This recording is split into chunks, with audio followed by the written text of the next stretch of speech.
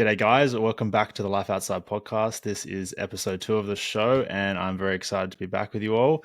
My name is Cam Bostock. I love the outdoors, and this podcast exists to share stories from outside to hopefully inspire you to get outside as well.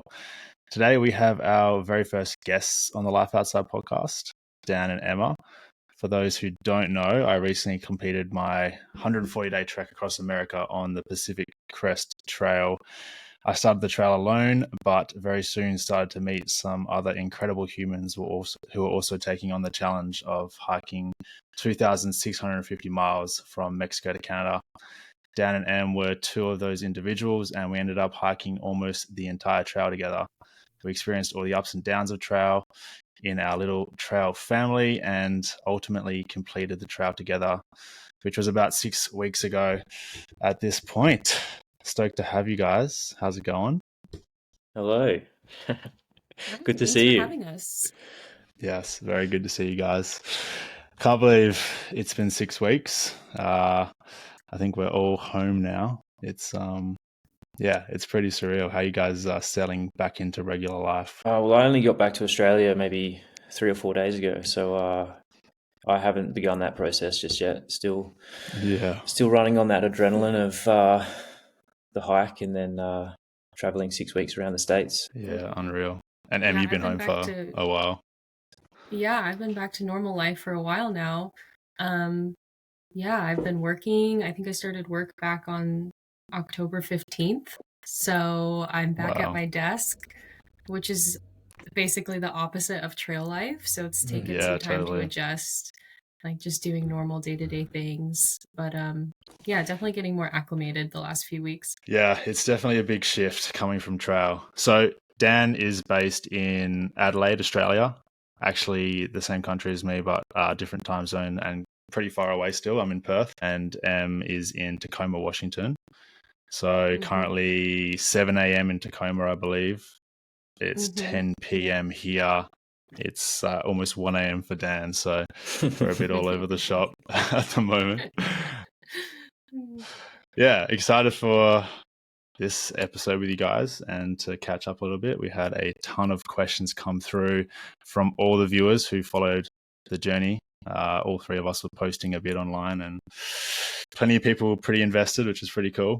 I guess we'll start with a bit of a pre-trail sort of life. What life looked like for you guys? Like, what were you doing before you started hiking the trail? And I guess what motivated you to choose to hike the PCT? It's obviously a pretty massive undertaking, and I mean it's the biggest thing, and all three of us have ever done, I think. So yeah, what's that for you guys? So for me, I beforehand was working underground in the mines. I've been working in the mines for maybe 6 years, and then the military before that. And so that I guess that's where I kind of gained that love for the outdoors. And I'd heard about the PCT 10 years ago. It's something, when that seed was planted, it just grew. And I was lucky enough to, unlucky to miss out in 2020 because of COVID. But I mean, it's one of those things. In hindsight now, I'm so glad I did, because my experience was incredible, and I've got the two greatest friends in the world now, so it's great. A little bit about my background. So I was living in Tacoma, Washington before the trail. This is where I grew up in the Pacific Northwest. I was working as a social worker. So I work with kids who have developmental disabilities, birth to 3. So I was doing that for about 2 years before quitting my job to hike. And it was something that is a rewarding position, but also can be mentally draining. And so that was kind of a motivation to spend some more time outside doing something for myself rather than giving to others, which is what my job was. I guess part of my motivation was feeling like I was in a little bit of a rut with work, relationships, where I was living, and I felt like I really needed to change things up. And also was discovering like my love for backpacking the summer before, and always wanted to stay out longer. Like I would do these 3 or 4 day backpacking trips, and just had such a good time with friends and girlfriends. And I just wanted to be out there, and I wanted to see how long I could go for. And the Pacific Crest Trail runs through my home state of Washington, so I kind of knew bits and pieces about it, but then all of a sudden felt really called to go hike it, like within the last, I would say, 2.5 years. Yeah, it's funny how the longer trails you hike, you just want to keep going longer and longer. That's been my experience. Like I started with a couple of days backpacking, and then I walked the Bibbulmun track, which is my home through hike, and then that wasn't enough. That was 3 or 4 weeks, and then I hiked New Zealand. That was 3 months, wasn't enough.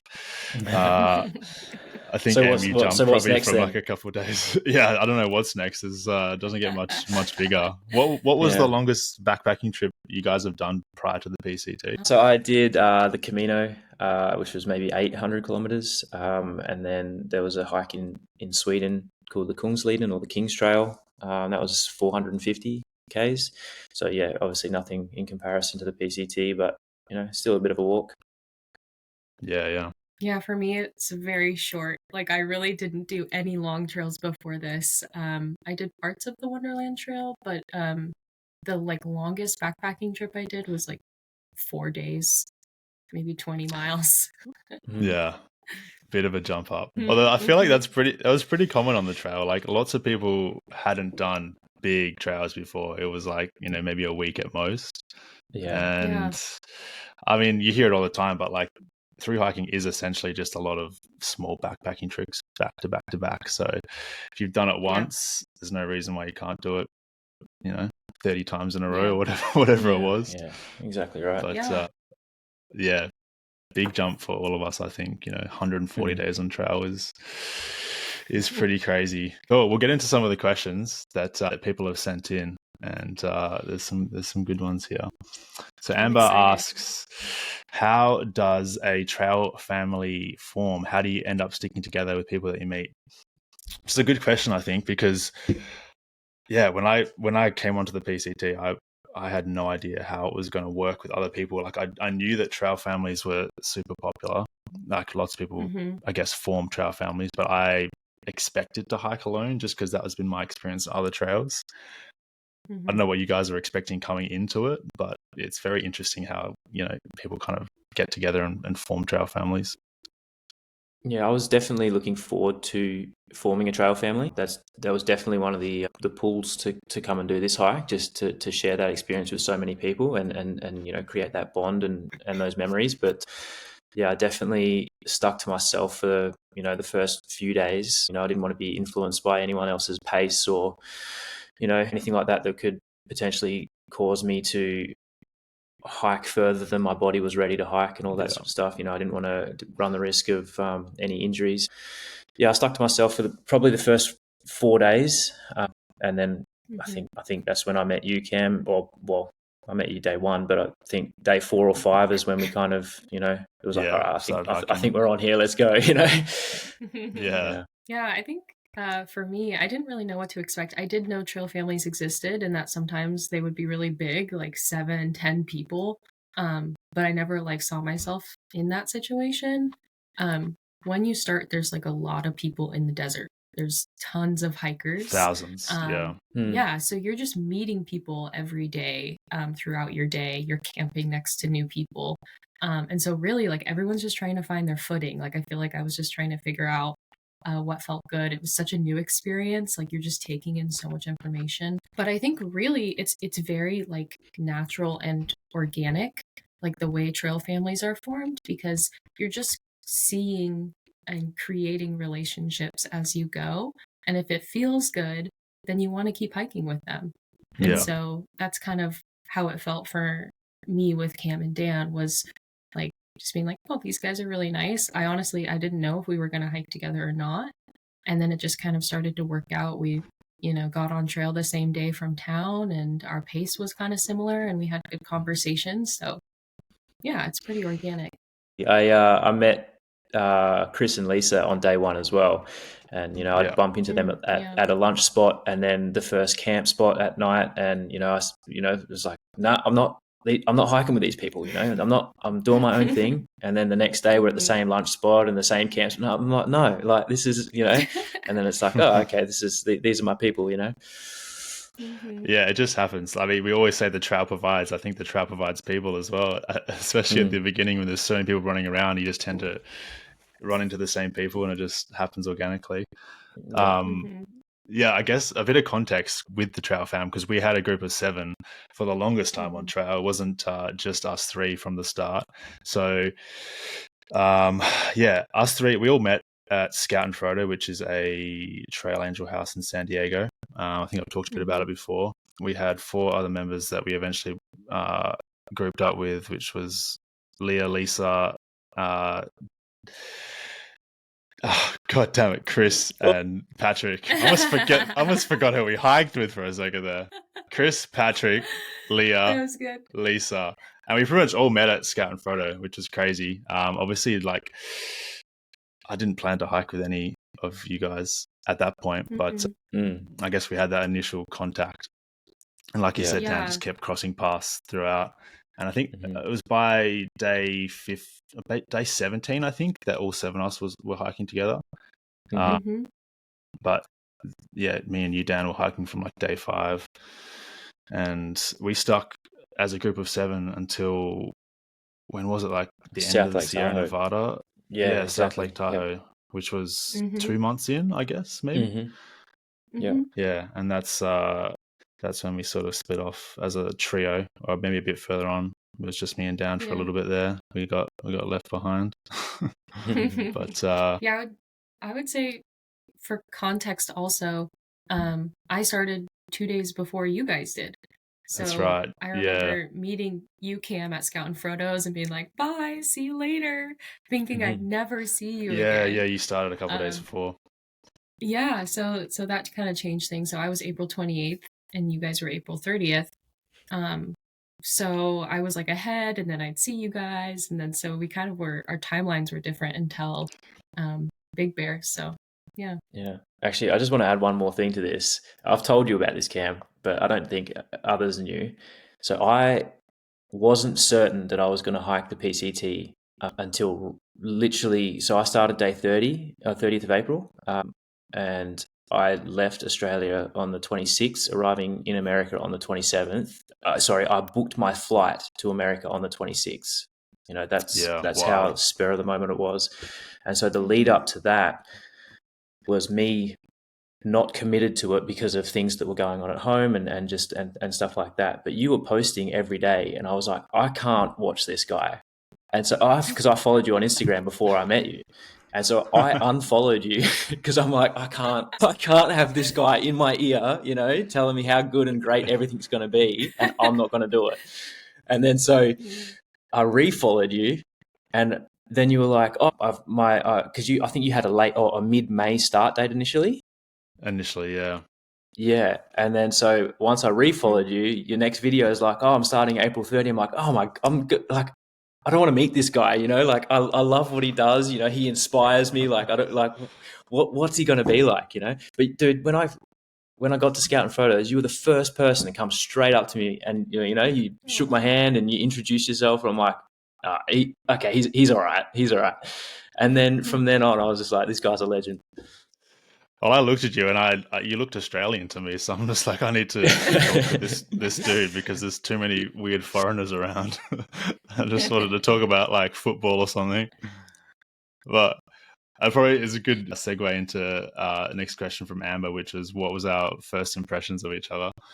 I was definitely, when I met you, Dan, I was just like so happy to have met an Australian. I was stoked. I was like, I'm going to hike with someone. It's going to probably be this dude.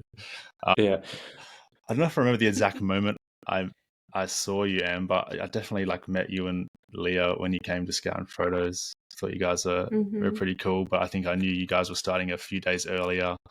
So I was the same. I was like, probably never see them again. I was probably kind of ignorant in hindsight because we met up with people on trail that started a month before us, or like, weeks after us as well. It's just, it all kind of evens out over such a long trek. But I don't know if you guys had any first impressions of us.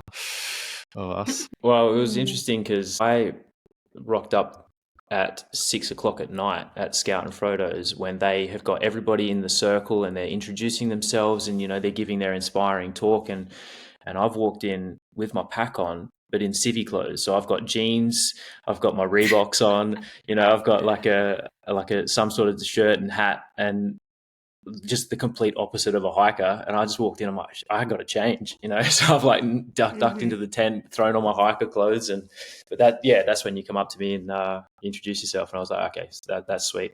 But then I think the first time I met you was in Julian, and you were with Leah.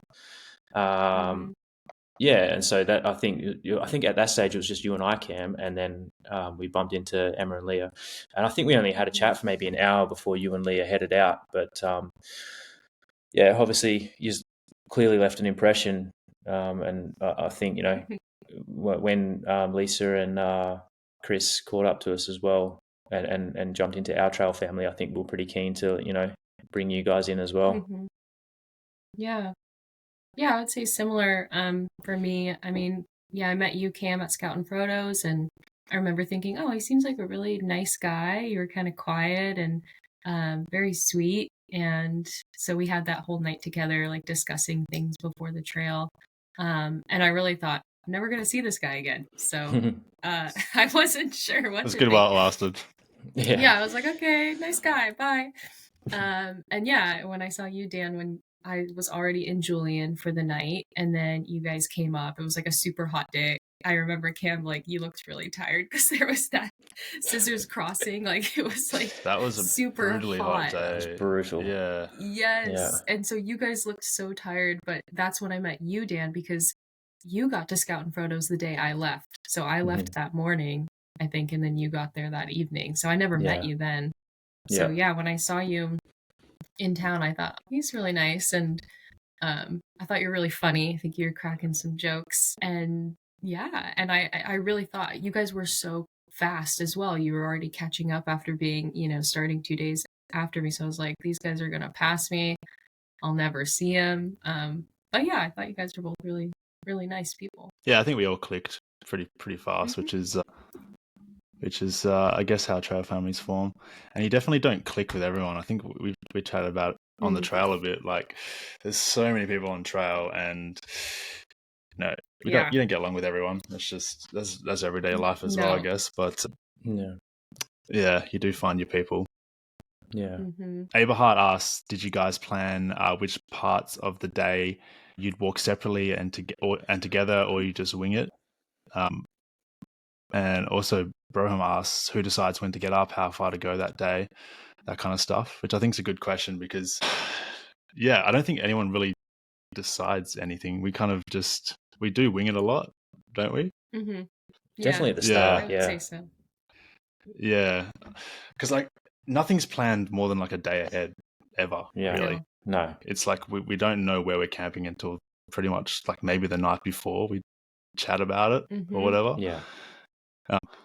And we definitely don't like plan to walk together all day or like have a predetermined plan for the day. I think half the time we just walk alone all day, even though we kind of are a group. And I remember some days I didn't see you guys until camp at night. Like we'd leave in the morning, and then like 8 hours later, I might see you again. But I think we definitely usually had an idea of like where we'd be camping that night at least. So we'd have like somewhere to rendezvous, so we could always stick together. But there was even a few nights where we camped apart just because we had like miscommunicated or something. Yeah, that's true. Yeah, exactly. Yeah, or I didn't feel like I. Go ahead, Dan. I think it was kind of like a trial and error. I think at the start you kind of know how far you can walk in a day.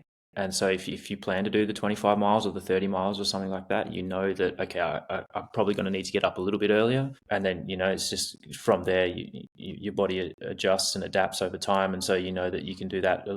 I can sleep in an extra half an hour today because I know that I'm capable of getting there at this time. Mm-hmm. Yeah, I would say, I feel like, Cam, sometimes I would get overly ambitious and be like, I'm going to do 30 miles today. And you're like, okay, let's do it. And then I'd get like really tired and camp somewhere before and be like, sorry, I can't make it. But I think overall it was pretty organic. Like we would have a discussion usually at dinner time. It's like, well, when do you guys want to wake up in the morning? It's like 5:30. sure. Yeah. Or, like just kind of trying to do about anywhere between like 27 to 30 miles, I feel like, and finding a camp spot that was in that range. But yeah, I feel like also during the day, we just kind of naturally are at different paces. So we're not walking together the whole time because throughout our day, we're kind of like, just at a different pace throughout the day, but then we kind of still stick together um, overall. I think it's different every day as well, because sometimes, like, one of us would be feeling great one day and the other two would just be Mm-hmm. absolutely cooked. And then, like, some days, Yep. you'd just be like feeling on top of the world and just be marching up hills. And Dan and I Yeah. would just be like, I don't know how we're going to keep up today. Yeah, It's yeah. so And it's random. just, it kind of ebbs and flows, like how you're feeling. And like you pick up a little injury or a little niggle, as us Aussies like to call it, and just struggle for a few days while everyone else is feeling good. And just like, Yeah. yeah, it's very it's different every day, isn't it? It's different every day. But I think we did Yeah. put a bit of a routine, like especially towards the end, of getting up at a similar time every morning, hiking for a couple hours, then having like a breakfast break together, and then hiking for a couple more hours, having a lunch break, and like trying to pick a spot where we'd have lunch and like meet up, even if we were hiking apart that whole time. And then Yeah. depending on how far we walked for the day, maybe have dinner on trail or dinner at camp. And it kind of became a routine, even though every day is Yeah. different. But Yeah. yeah, Yeah, no, yes, that's true. I would also say like sometimes you would think someone's ahead of you Oh, and then really they're behind you. Like yeah. maybe yeah, someone stops to go like to a water source that's off trail or like to the bathroom and you're like, yeah, okay, I'm gonna catch up to Cam or Dan, and then you're like, where the heck are they? And then you guys will like rock up and you're behind or something. I'm like, wait, yeah. what just Yeah. happened? I was really bad with like not leaving my bag on trail when I would go to the bathroom or Oh whatever. yeah. I'd just hike Yeah. like, and I hated going to the bathroom, like pooping too close to the trail as well. So I would hike like half a mile Yeah. off trail to go find a really private spot. And then you guys would just pass me and I would like never know if you were ahead or behind me or like what Yeah. was happening. Yeah. But So funny. we'd always end up together somehow. Yeah. I think you build like a sort of a sixth sense as well when you hike with someone for long enough. You like feel like they'd probably be there by now, and like they'd probably be Yeah. waiting for me here because like they probably know I'm doing this and that, and you Yeah. always end up together. Exactly. That's so true. Yeah. Wild Daisy Flower asks, what are the pros and cons of hiking solo versus in a group? What are your thoughts on that? That's a good question. I would say for me, like, I really do enjoy the solitude of having some time to think or just listening to music and, you know, enjoying my time. I've done like solo backpacking trips before. Um, and sometimes I do feel like you really need that solitude. But on such a long trail like the Pacific Crest Trail, I really feel like I needed the camaraderie of having people around me that like motivated me, pushed me, made me laugh when I was feeling down. Like, I don't think I could have done the PCT solo. I mean, I could have, but I wouldn't have enjoyed it as much as I did with the people around Yeah. me. Um, and people did hike it solo, and you would kind of see them and say hi, and that was their preference. So I think there's pros and cons to both, but I think for me, with a long through hike, having people around is really, really nice. Yeah, I agree. Like I said, my intention was to hope to find a trail family, but with that, I definitely still wanted my alone time. I'm the same. I enjoy my solitude. Mm-hmm. Just to spend an extra half an hour on that mountaintop or whatever as everyone else walks away or whatever. Mm-hmm. Just to try and really. I mean, and it just happens so often every day. You might be in a moment where your body's sore and you're trying to get up this mountain, but you can just stop for a second and just be like, oh, can you believe this? And you look around and you're like, this is just amazing, like Mm-hmm. in the midst of such a hardship, something in your brain just snaps and you're just like, this is incredible, Mm-hmm. and I feel like you can appreciate that more, or maybe you realize that more when you are by yourself. Yeah. Yeah, 100%. Yeah, always hiked trails alone. Like even my biggest hike before the PCT, I did alone in New Zealand on Te Aroa. And I guess for me, the biggest benefit of hiking alone is just being able to set your own pace and choose your do what you want to do every day without having to slow down or speed up, which historically I've loved. But yeah, it's crazy because on a trail like the PCT, by month 1 or 2, everyone is just so fit that I feel like everyone can just hike forever, and so you never really have to feel like you're slowing down. Yeah, definitely. And so that that wasn't a problem for me after a while. And then the pros of being with a group is just there's just so much, like, you have that camaraderie and the laughter and sharing the logistical load as well. And like, when you're in towns, sharing all the planning and booking, Airbnbs and all that kind of stuff, I found to be huge, huge help. And then I think there's a huge safety aspect as well. Yeah, huge safety aspect. Like I couldn't imagine doing some of those passes or river crossings alone, even though we didn't have like too many super sketchy ones. Just having the knowledge that people were around, or like you were near people, that was huge. Or like running into a bear or whatever, even though probably weren't going to get attacked, like, or knowing there's mountain lions out there, just knowing like you're nearby people, it's like, okay, I can chill a little bit. I think almost everyone almost stepped on a snake as well. So, like having so many. Yeah, being bitten, you want someone else around for sure. And even little things like, running out of water in the desert and having other people around that can like share a bit of theirs, or, someone didn't bring enough food, you can share a few snacks, just like little things like that just super helpful. Yeah, agreed. CW Pie Queen asked, did Dan and Emma plan to hike the PCT in 140 days? What were you guys' expectations coming into it? I think technically it was 142 for you, right, Emma? 141. Because you started 2 days earlier. 141. Yeah, right. We were 139. I guess the 140th day was coming back to Hearts Pass. Yeah, that's right. Yeah, I wanted to do it in 5 months. 5 months. Yeah. I feel like it's a potential, like it's like a general rule that 4 months is quick and 6 months is like not. That's that's you taking your time, and then the 5 months is potential average. I mean, we finished in 4.5 months, but we also had a bit of a fire closure as well, which stopped us from. I think we missed maybe just under 100 miles or something like that. Which throw that on, we're close to the 5 months, which is the average. So that was what I kind of set out for. Yeah, I guess I didn't have like a specific amount of days in mind that I wanted to finish the hike.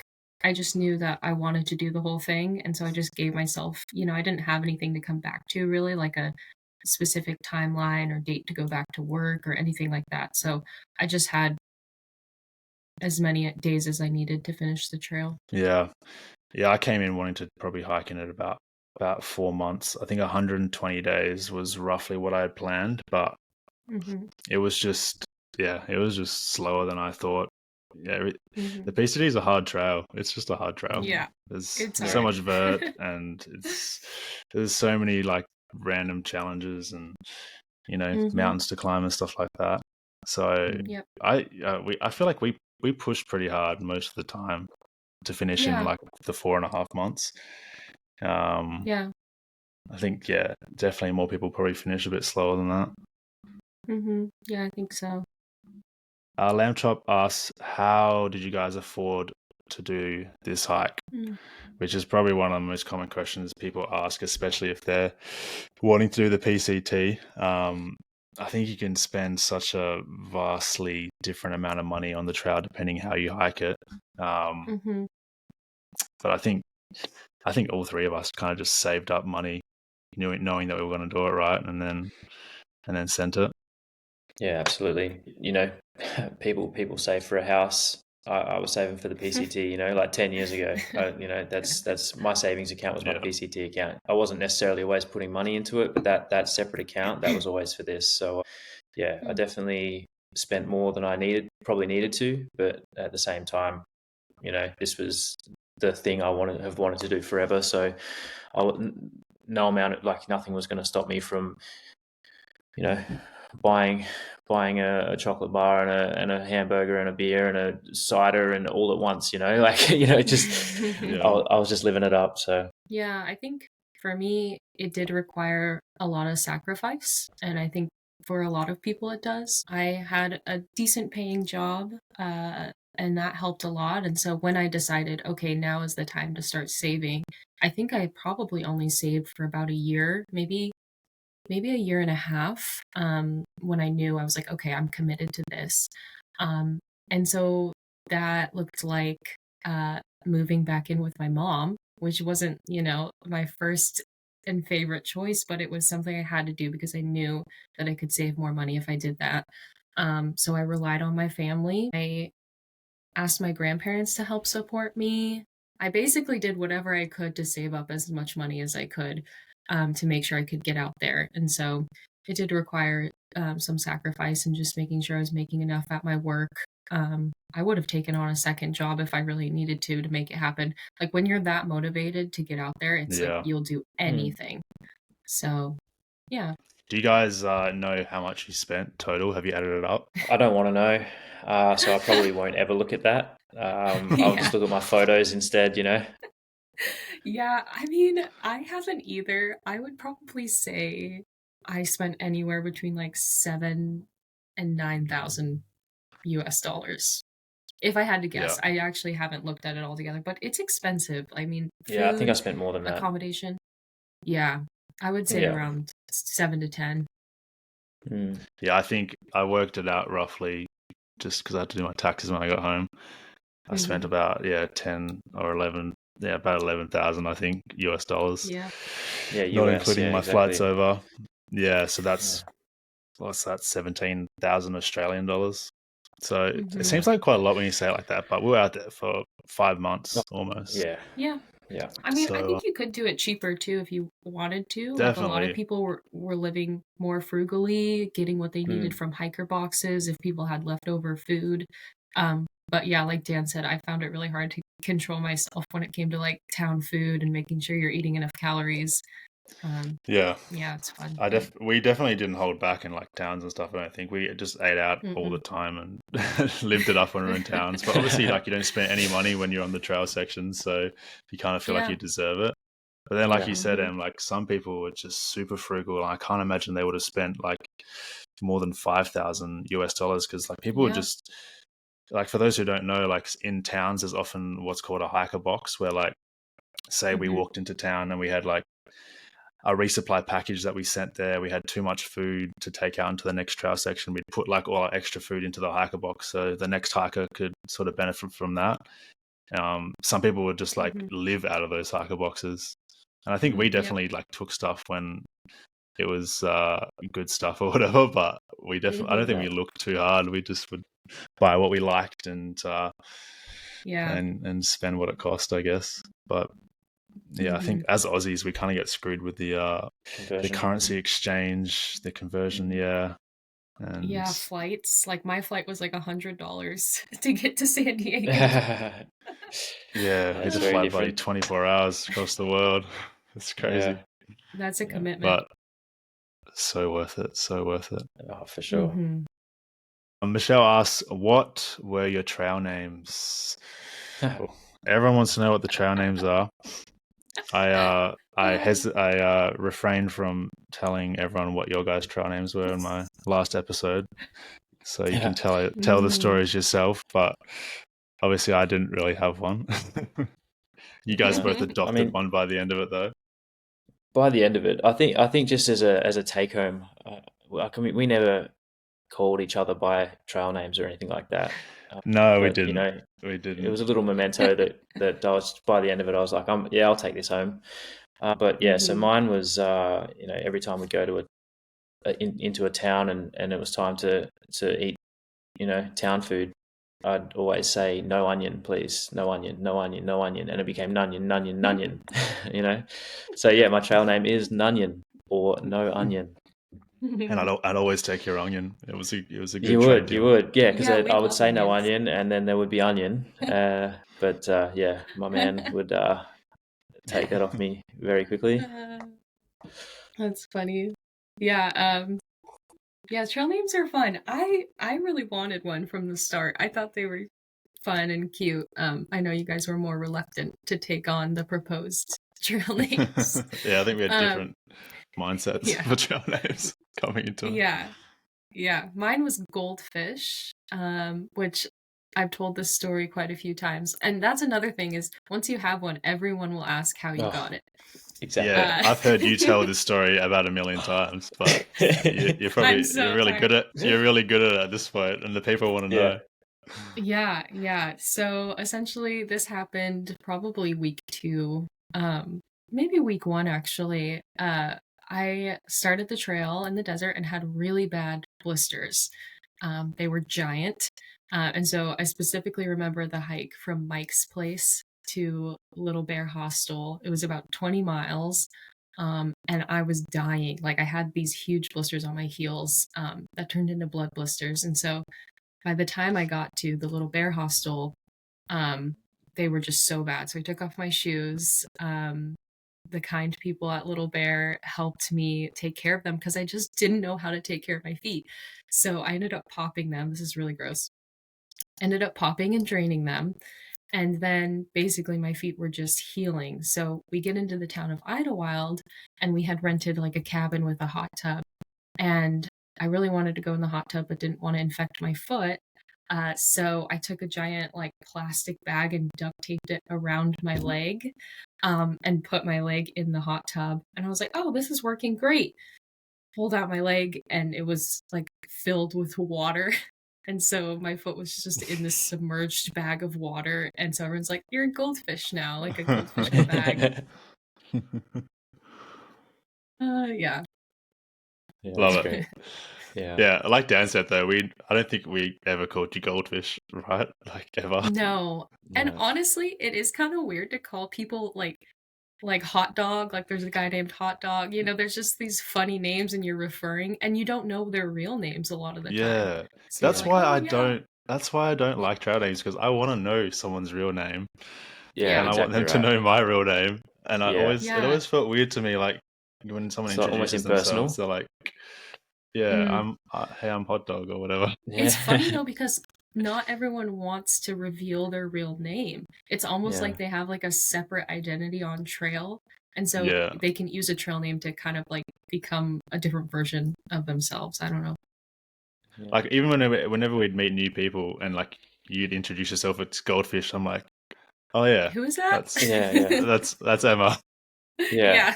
So funny. Or Yeah. someone would be like, "Hi, I'm Impulse," and I'm like, "Hey, I'm Dan." You know. Yeah, it's awkward exchange. Yeah. And they're Yeah. like, "How do you not have a trail name at this point?" or whatever. Yes. Yeah, I'm just I never remember given sitting one. with you one day, Cam, and we introduced ourselves to this older couple, and they had trail names, and we were just Cam and Dan, and then we Yeah. moved on ahead. So we had a 3-minute interaction with these people, and then anyway, so we've moved up the trail. We're sitting down. We've stopped for a second. We're making a coffee, and the couples continued Yeah. walking, and they've walked up to us, and the man's like, "Oh, I've got a trail name for you, Cold Brew," and he doesn't know anything about you. He's just watched you put your coffee in a bottle of water, and he's just tried to give you the name Cold Brew. So I don't know if it works like that. That's funny. Yeah, I think some people are really excited to give trail names as well. Like Yes. I think some people probably suggest everyone a trail name because they like want to be that person that gave someone their trail name or whatever. Yeah. And it's just like Yeah. for the most random things, which I guess all trail names are, just for the most random things. That's kind of the charm of it. But I was kind of Yes. looking forward to a trail name, but then it just didn't. It just never happened. You know, we were in a trail family of 7, and we all just used each other's real names, and so you know, Yeah. the people that you are closest to, none of us were interested in giving each other trail names, and so Yeah. the further it went on, I was like, it didn't. Yeah, it didn't. The kind of the magic of getting a trail name kind of wore off, I think. Yeah, I went into the hike like adamant that I would refuse any trail name bestowed upon me. I would be Cam forever. Yeah, but you And kind it of cracked a worked. little bit, didn't you? Well, you guys kept calling me Shakira, so Yeah, but you Yeah. also wrote your name on the van of some guy. You wrote Shakira. Oh, yeah, I did. You I did. identified myself. with my trail name yeah. once, but it's only Once. because he had this guy had a van and everyone was writing their trail names. I just felt so bad to write Cam on there because like it's obviously not a trail name and it's just like would look so stupid. But it's Oh, funny when I man. told Karis, my wife, that she was making fun of me because she knew how adamant I was to never use a trail name, and I broke and I wrote it once. Yeah. Gosh. All right. Reed Travel asks, what was your favorite place on the PCT? Ooh, that's hard. That's probably a pretty hard question for you guys. I don't think it's a section. What's like your favorite, maybe like, 20-mile or 10-mile stretch of trail, or just like one specific location? Hmm. I mean, it's hard to go past Goat Rocks, I think. Climbing up Mhm. Old As far Snowy as Mountain. pure beauty, yeah. Yeah, but Yeah. also, you climbing up just, it's not a mountain, it's a pile of rocks, and so you're not looking at anything around you, you're looking at where you're placing your feet the whole time. And it's not until you get to the top where you stop and you look around and you can see Mount Adams, Mount St. Helens, and Mount Hood that it's just, Whitney. No, not is it Whitney? no, No, Mount Whitney's in the Sierra. It wasn't Mount Hood though. It was what's Mount the one? Rainier. Yeah, Rainier. Yeah, oh, Rainier. Rainier, yeah, St. yeah, Helens it and was, Hood. Yeah. yeah. Yep. So pretty. So that was just, that was incredible. And then from there, you get to walk back down and then across the knife's edge, and That And was we had the nice. most epic sunrise there as well, which kind of helps. oh yeah, and It was so sunset the pretty. night before. Yeah. Mm-hmm. Yeah, so yeah, definitely, yeah, I'd have to say that for sure. Yeah. I don't know. It's really hard to choose. There's just so many like beautiful moments. I mean, the Sierra Range is beautiful. I would say I really enjoyed Forester Pass. Like that morning, we got up super early. The sunrise was beautiful.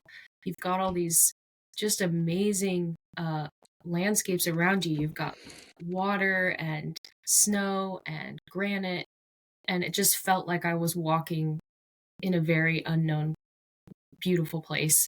And I felt really good that day. And getting to the top of the pass, you just see what's ahead of you, and it's unreal. Yeah. Like it's just pure, untouched beauty. And so I think that was like a really special moment. And it's also just the highest point on the PCT, besides Mount Whitney, which is like slightly off the trail. So you just reach the highest elevation on trail. You're seeing what's ahead. It's gorgeous. So I think that was one And of it's my the first favorite pass spots. as well, Yeah, So it's to, There's such an first pass of anticipation many. for it, right? Yeah. yeah, absolutely. Yeah, that's Mhm. definitely a good one. Those would What probably about you, be two Cam? of my top three. So I'm going to say my other one, which is probably Muir Pass. I loved Muir Mm, Pass, which is Oh also in the yeah. Sierra Nevada. I think I just loved it because of how much snow was up there. It was just yeah. Yeah, just snowfields. like half the entire day was just walking in snow, which is just like we didn't have a huge amount of snow outside of that, so it was really like different and obviously just so beautiful. And Hmm. yeah, I remember coming down the other side of the pass, like having a sick dip in like a frozen lake, and the weather was so good that day. I was hiking alone at that point. I think I was ahead of you guys. I just Hmm. remember that was like one of my favorite days on trail. It was stunning. Mm, yeah. Yeah. Yeah, but I mean, it's so hard to pick, isn't it? Like Goat Rocks is incredible. Like Hmm. even like, um, yeah, Lake Three Sisters. Tahoe, Crater I loved Lake, Three Oregon. Sisters. Yeah. Yeah, Yeah. yeah, Crater Lake It's just was like mountain after mountain after insane. mountain. Yeah. All that reroute at the end after just before Stehekin. Mm. Mm-hmm. Yeah, Yeah, I can't Spider remember what Gap. that valley was called that where that really brutal climb was, but Yeah. Oh that gosh, one what I've got was that? photos from that, and that was insane that day. Yeah. Yeah, that was I think The beautiful. whole you got trail's just Lyman. beautiful. Yeah. I Mm-hmm. think That's the Lyman beauty of the Lake and PCT. Spider Gap as well. Oh Yeah, yeah. Spider Gap was fun. Yeah. Mm-hmm. Yeah, that's the best part about the PCT is like the whole thing is just incredibly scenic and there's so much wilderness Hmm. Yeah. and there's just like so much single track. You're not walking in civilization ever, and it's all amazing. Yeah. Like even in the desert, which like we haven't even mentioned really, like Jacinto Peak and Baden Powell, and Yes. some of those places were just epic, just so epic. Yeah. I do have to say, like, the juxtaposition of being in the mountains, like you're on top of San Jacinto and you're looking down into the desert valley. It's so cool to see that. It's beautiful. Definitely. Yeah, that sunset we had on Jacinto was one of my favorite moments on trail as well, and that was within the first week or two as well. Mm-hmm. So many good memories. Mm-hmm. It hurts thinking about it sometimes. I know. Reed Travel also asked, what was the most difficult thing about through hiking the Pacific Crest Trail? That's a tough one. I think for me, it was, and I think I wouldn't be the only one in this boat, is that I think a lot of people choose to do this hike because they have things that they need to work through. They think it's character developing and it's going to give them time to sort themselves out and, figure out what's next and all of those sort of things. But, I think it's also something that doesn't actually happen. I don't think people, some people, myself, maybe I'll just speak for myself, you think that this 5 months is going to put you back on track and it's going to put you, like, give you the guidance that you need and everything like that, and it just doesn't happen sometimes, or maybe you come to the realization that, what, like, actually this is how I want to live my life. I want to, if I can go on these adventures and do this kind of travel, and it's not hurting anybody, I can go back and I can work and save up and then go again. Maybe that's the life that I want to live. And so, I guess for me, it was like putting in that, thinking that I was going to change my life in a certain way, and it didn't happen. Instead, it changed in a different way, and actually, that's I'm so grateful for it. Yeah, well, yeah, that's a good way to explain it. I've been telling people, like, I feel like I have more questions than answers now, but it's almost not questions, but it's just created like different pathways of what life could look like. And so it's just given me a lot of like room to imagine what comes after the trail. But I think it's definitely the most challenging part is definitely a mental game. I think physically anyone is capable. If you're not injured, you are capable enough to hike the trail, but mentally it's like the monotony of hiking every day, I think, was hard for me. Like just waking up every day and doing it over again, it can get a little exhausting, especially if you're having a harder day. So there were definitely moments I had to like sit down and cry. Like I just had to let something out, or just, I knew I could push through, but there are these like mental blocks where you're constantly overcoming another mental block and like getting through it. So that part was hard, I think. Yeah, I think for me, the hardest part, especially towards the second half, was just missing home a lot. I didn't think that would be an issue for me, but it really was. Obviously, wife back home and the family and everything. So that was a big struggle for me. But I feel like I was pretty locked in mentally the whole trek. I was just so like stoked to be able to hike the trail, and I was going to get to the end no matter what. And I think, physically, like you said, anyone's really capable of doing the trail. Is you just get so strong. Like, but a couple months in, you're just so strong, and like, it's definitely hard. Like some days are really hard, and climbing mountains is always hard and that kind of stuff. But it's crazy what the body is capable of when it's kind of forced into doing hard things. It just adapts, and we were so fit by the end of it. We were just hiking like 30 miles like it was nothing. Yeah, it's crazy. Sherry asks, what were your favorite wildlife encounters? The first bear. The first bear was amazing. It was just at the start of the Sierra. I remember I was ahead of you, Cam, and like for days and days beforehand, all we were talking about was how much seeing a bear would just absolutely ramp this up to a million, And then so yeah, I was ahead, and I remember just seeing it, and I'm torn between running back to you to say hurry up but be quiet, but at the same time wanted to get a bit closer. I was, when I say I think closer, you did run back to me because I remember coming up to the trail and you were like looking at me like kind of mouthing like it's happening, Cam.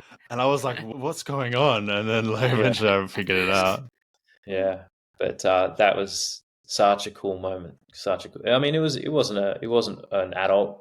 It wasn't a cub either, but it was curious, and by that stage, so actually the rest of the gang was ahead of us, you included, Em, and so you guys were, you guys had already seen it, sat down and watching it, and so yeah, it was great to have that experience, and then come sit with you guys and just watch this thing. Like, you just know it wants to get a little bit closer, and yeah, it was just super curious, which was awesome. Yeah, I mean, I would say that one was a big one for me. I loved when we saw the mama bear and her cub in Yosemite Valley, which is obviously off the PCT, but it was such a cute moment to see them like exploring together. And what about you, Cam? Yeah, I think bears are the obvious answer. I'll pick the bear that we saw on Lake Tahoe. I knew you were going to say that. Yeah, because that was super close up. Like, we were hiking the Tahoe Rim Trail off the PCT, and I think we just like kind of went around a corner, and it's just huge black bear just on the trail, like, I don't know, 10, 15 meters in front of us. And it was big. It was so big, like biggest animal I've ever seen in the wild. But like, it was just as spooked about us than, as we were of it, and like just powered off into the bush. And I remember like I was freaking out. You were like trying to chase after it. But no, I wasn't. I was seeing where it was. I was making sure you were safe, mate. I could see we were you always trying to get videos of over. them, so we were like trying to zoom into the bushes, but it blinked it off. Yeah. But man, seeing them up close was sick. That was awesome. Obviously, we have nothing like that in Australia. But I mean, obviously, like all the little creatures as well, like the pikers and. I love the pikas. And I've got my little pika thing here. So cute. The pikers are so cute. The marmots are so cute. Yeah, there's so much amazing wildlife on the trail. I loved it all. Yeah. So I only saw 2 rattlesnakes for the whole thing. The first one was a little baby on day 1. It was sitting in the shade. It didn't move. To me, it wasn't even a rattlesnake. And then the second one I saw was not until Washington. So 110 days in. And by that stage, I wasn't even thinking about snakes anymore because I hadn't seen many. It just wasn't at the forefront of my mind. And all I could remember you guys saying was how loud the rattle of a rattlesnake is. And I just could not believe the sound that was coming out of this thing. This little, it was probably a full-grown rattlesnake, but the little thing on the end of its tail, I could not believe it. It was so loud. It scared the crap out of me. Yeah, but that was just another cool moment to experience an iconic animal that we don't have in Australia. Yeah. It's funny, we had the conversation a bit on trail about like Australian animals versus American animals and like what you should be more scared of. And I'll stick to my guns saying that American animals are way scarier than anything we've got down under. Because there's rattlesnakes that are literally like super loud and super intimidating. Jump scares. Like, the snakes are scarier, and we're known for the snakes. But the US has scarier snakes, and then the US has bears and mountain lions and all these huge things that will eat you. It's ridiculous. It's ridiculous. But very cool to see all that kind of stuff up close as well. Vegtar asks, is there an item that you didn't bring that you missed or wished you had on trail? That's a good question. It is. I don't think there really was for me, to be honest, because I don't think so either. I was just in such a minimalist mindset. And it was so refreshing, mate. Yeah. And just like trying to multi-use everything you had. And I had zero luxuries, and I don't think I missed anything. Like it was almost every day thinking how you could get rid of something. Yeah. So true. Yeah. Did you guys get rid of much? I can't remember. Like from what you started with, did you get rid of much? because some people started with like, obviously like crazy packs full of Yeah. the most random assortment of items, and you just quickly learn what you definitely don't need and what's not worth the wait. I had the Thermarest foldable pad that I got rid of. I swapped that out for just a sit pad. I had a sleeping bag liner, which I got rid of pretty soon in. But other than that, apart from like shipping my thermals up to Washington after the Sierra, I think I carried everything from the start. So yeah, I really didn't have much.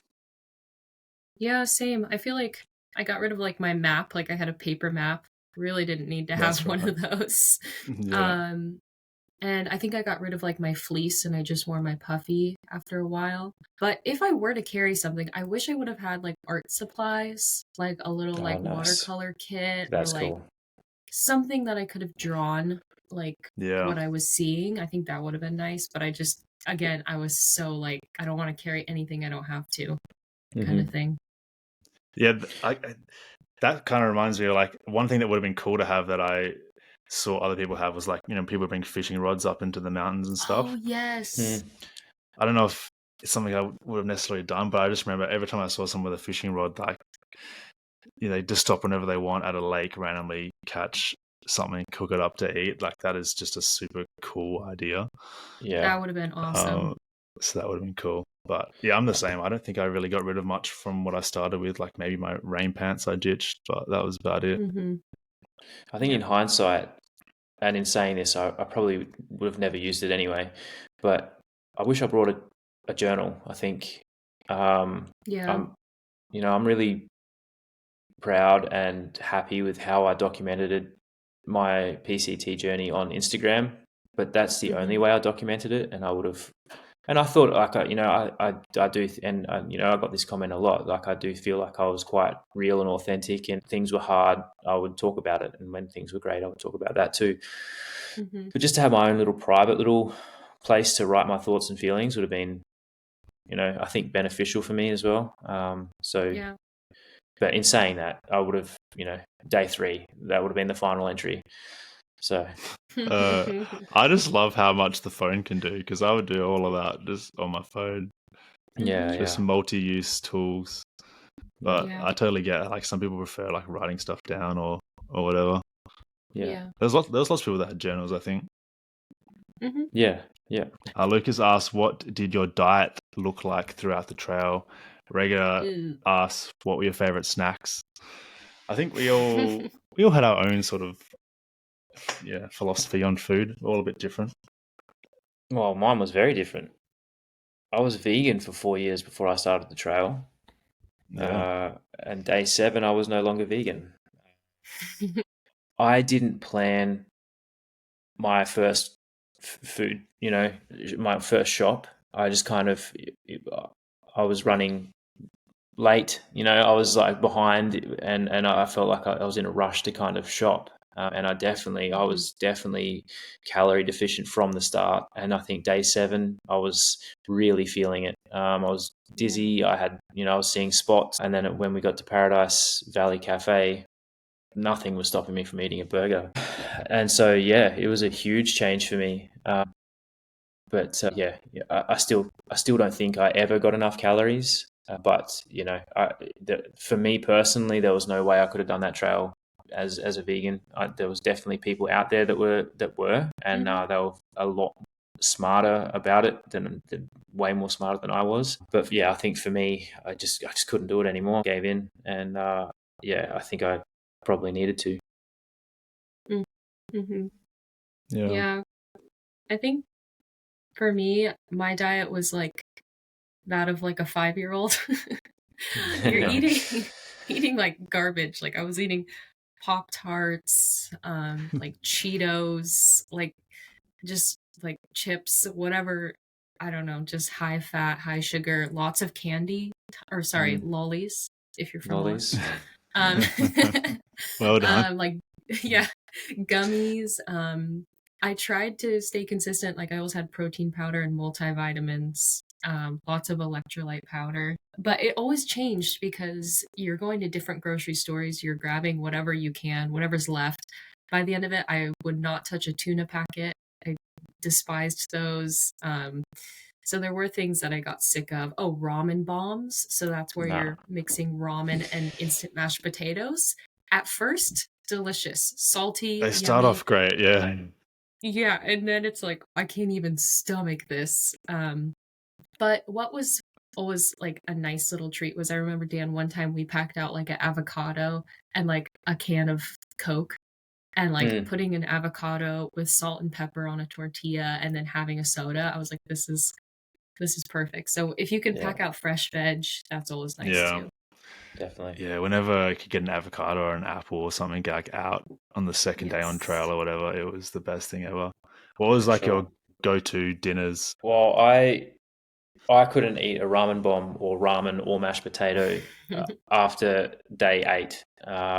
But after that, I ate the same meal every single night, and I would eat it here at home too. It was so good. It was just Uncle Ben's rice, a pouch of chicken, probably buffalo flavored, and then flaxseed, hemp seed, chia seed, avocado, olive oil, and refried beans. And it was incredible. So yeah, good. that's amazing. Yeah, I think I was similar, but I usually used quinoa. Like I'd have a giant bag of quinoa and then either a packet of chicken or beef, and then I would just put in salt, pepper, nutritional yeast I love as a seasoning.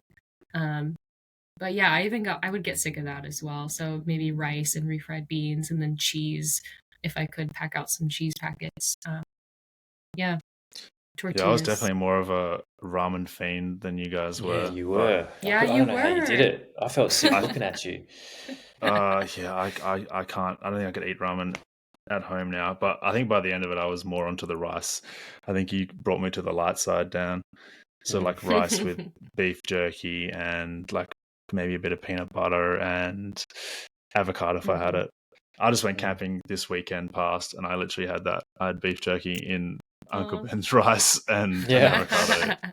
And I had some taco seasoning as well. Like I literally just recreated the trail meal and it holds up. Yeah. But ramen bombs, I think that's a universal experience, just getting over ramen bombs.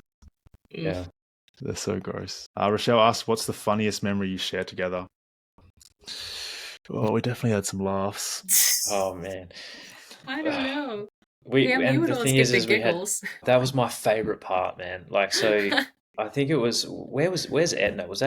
That's NorCal still. So it's an inside joke, so it won't mean anything to anyone, but in Etna, you absolutely lost it. And I've never heard you laugh like that. And so I was like, we were in fits just laughing at you laughing.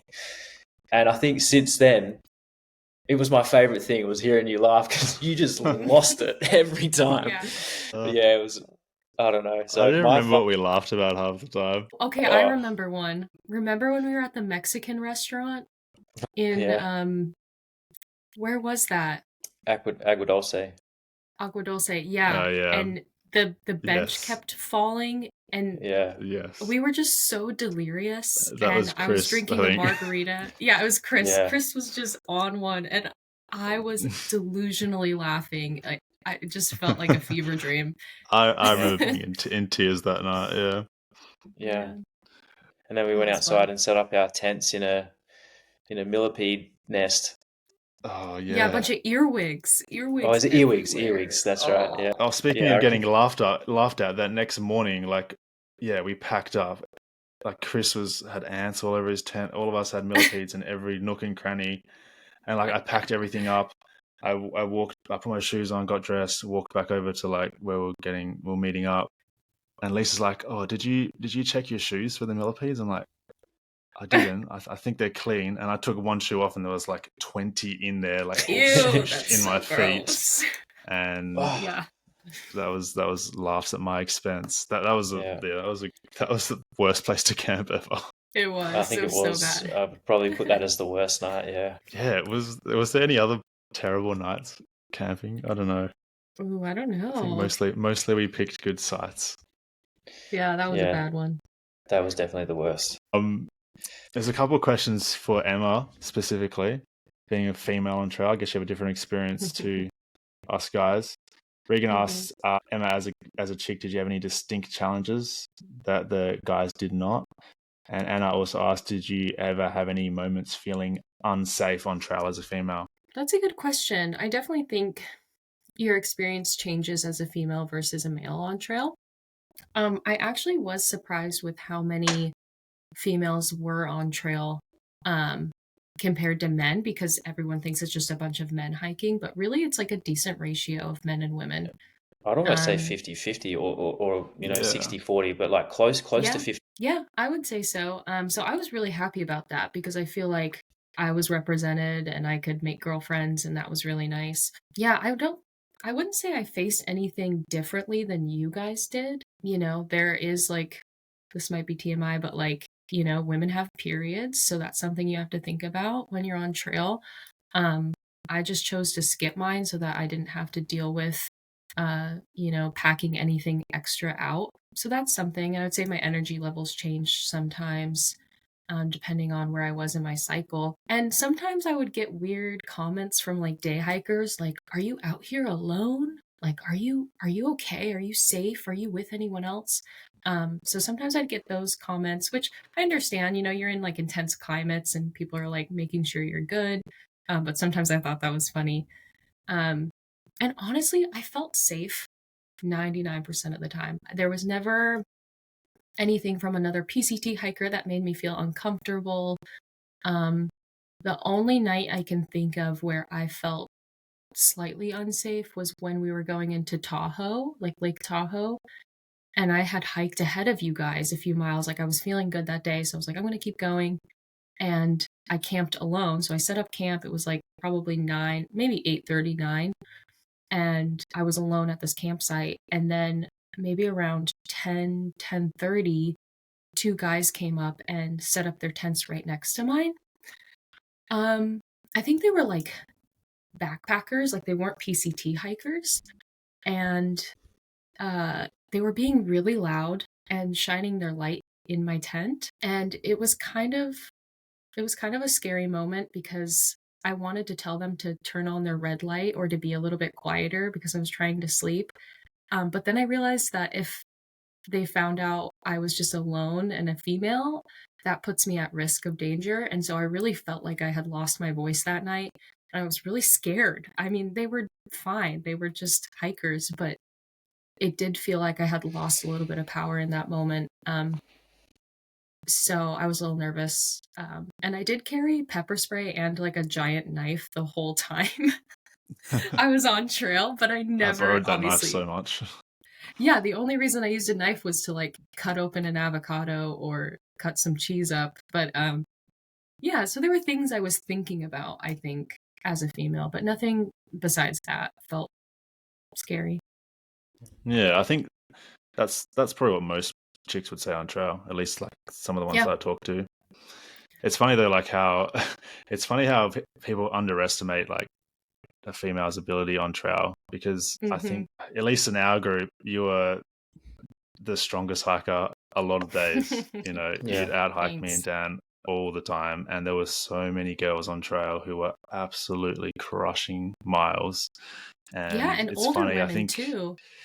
yeah, Yeah. in the endurance space and through hiking world, yeah, everyone holds their own. That's for sure. Yeah.